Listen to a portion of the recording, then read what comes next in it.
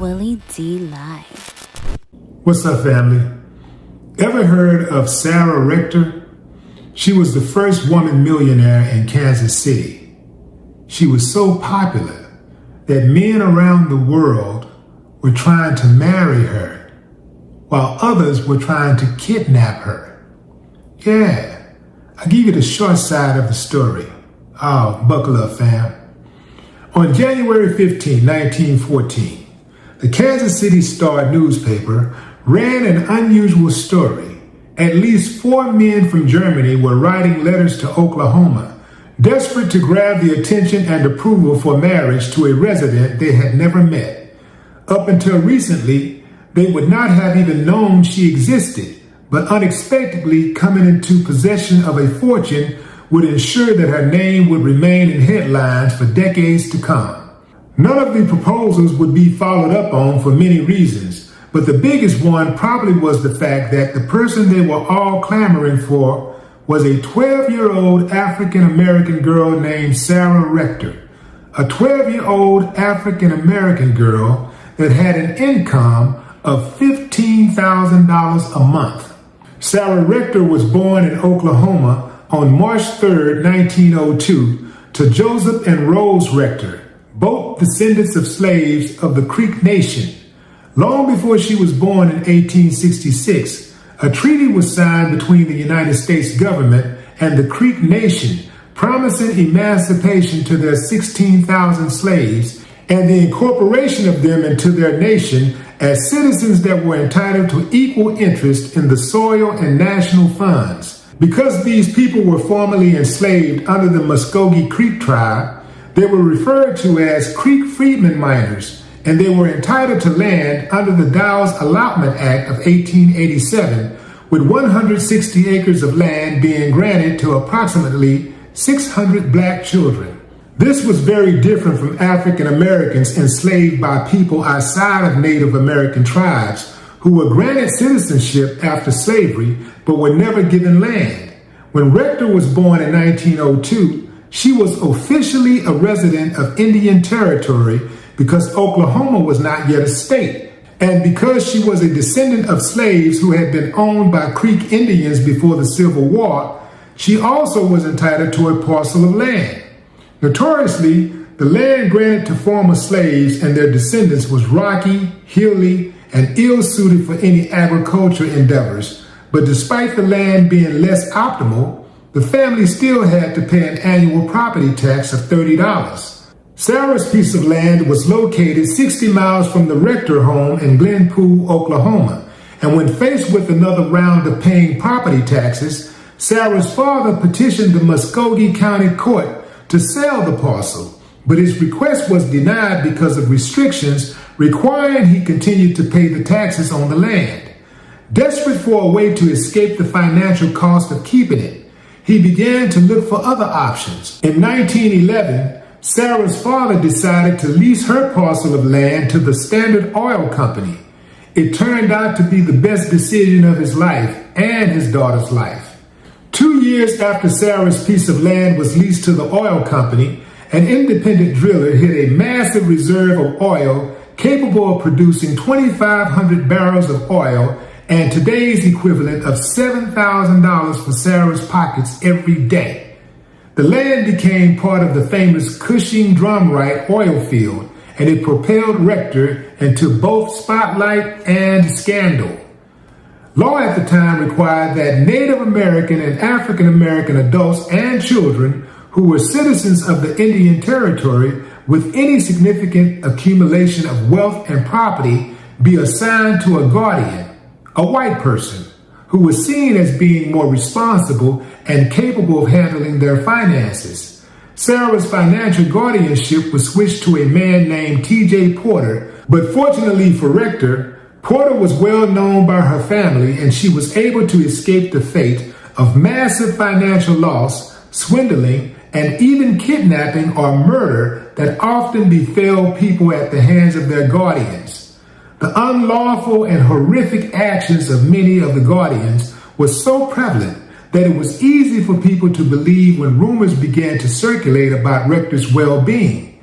By 1914, Just some of the speculation swirling around was that she was actually a white immigrant being kept in poverty, that her estate was being totally destroyed by her ignorant parents in Porter, and that she wore rags and lived in a shack.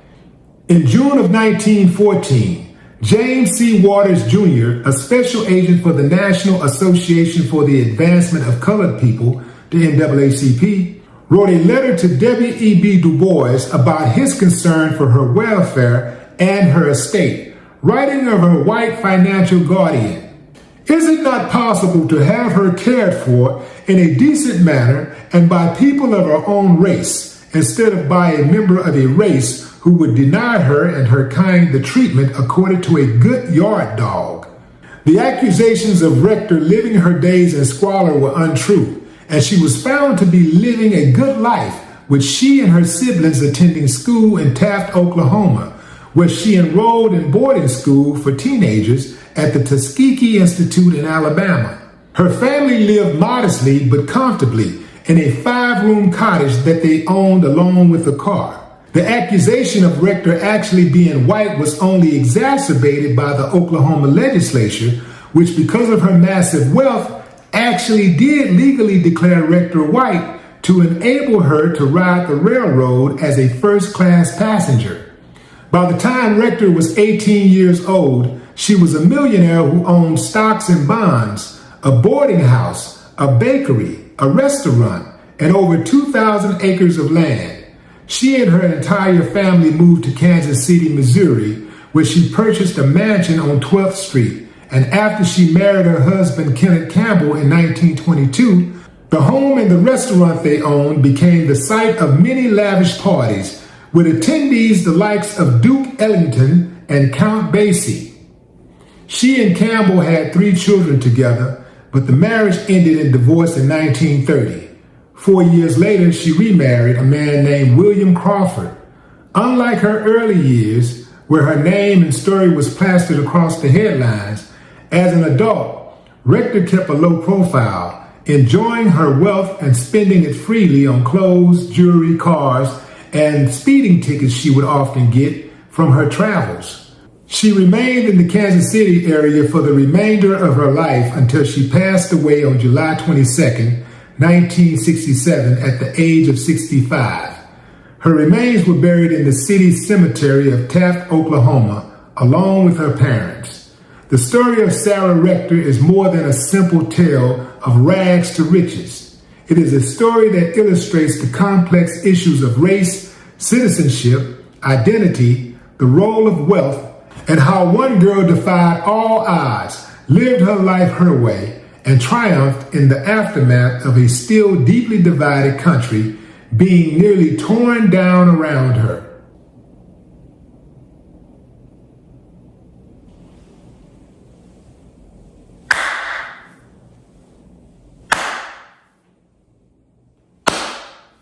I ain't got no problem with that. Yeah, man. But I tell you what I do have a problem with. I have a problem with, let's see, them appointing the white dude to handle the black man and the black woman money. I don't like that. They act like white folks got a perfect record of handling money.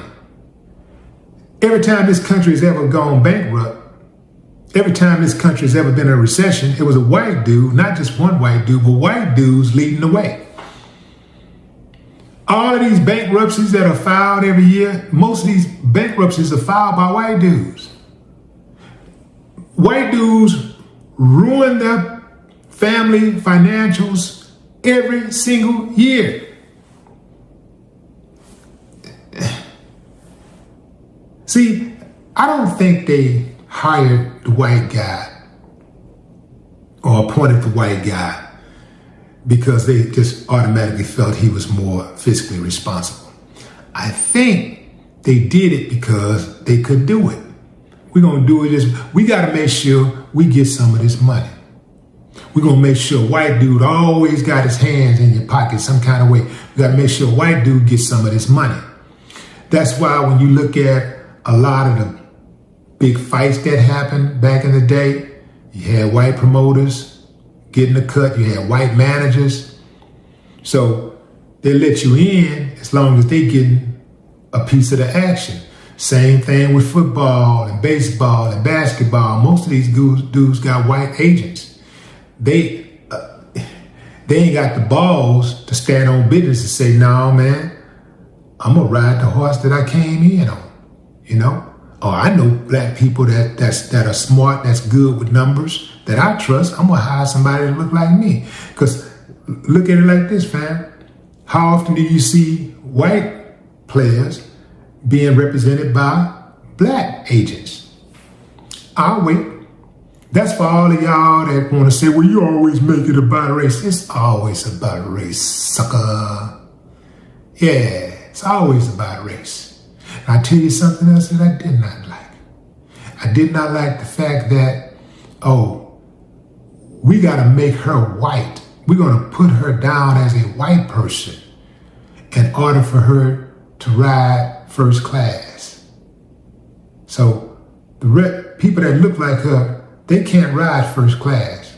But we'll make an exception if you got that money. Yeah. What I want to know is what happened to the richest. I want to know what happened to the rest of that money. Because they said she became a millionaire by the time she was 18. She should have been a millionaire. Getting $15,000 a week? Or did they say a month? No, they said a month. $15,000 a month. She started off $15,000 a month. But how is that? Because they were saying that she had 7,000. She was getting 7,000 a day at one point. The land that she owned was collecting $7,000 a day.